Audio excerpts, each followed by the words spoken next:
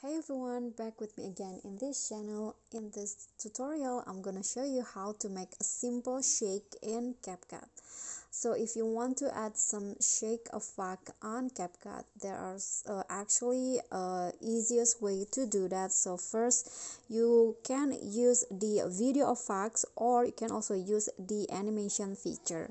So for the first clip, I'm going to show you how to do that with animation feature. So just click on the clips, select animations, and in here you can see there are so many shake options that you can choose: shake down, shake zoom, and also shake.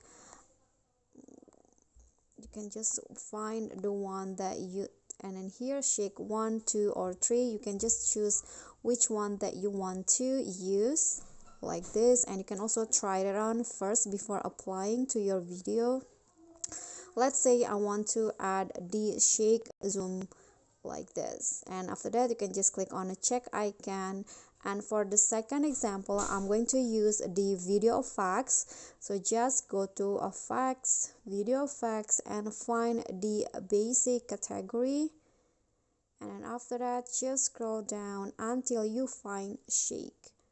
Click on that effect, and you can also adjust it into your liking. You can adjust the speed and also the intensity. After that, you can just go back, click on a check icon, and you can also adjust in which part of the video that you want to apply the shake effect. Okay, so that's all from me. Thank you guys so much for watching. Don't forget to like, comment, subscribe, and click on the thanks below. That's it for me today. See you guys next time.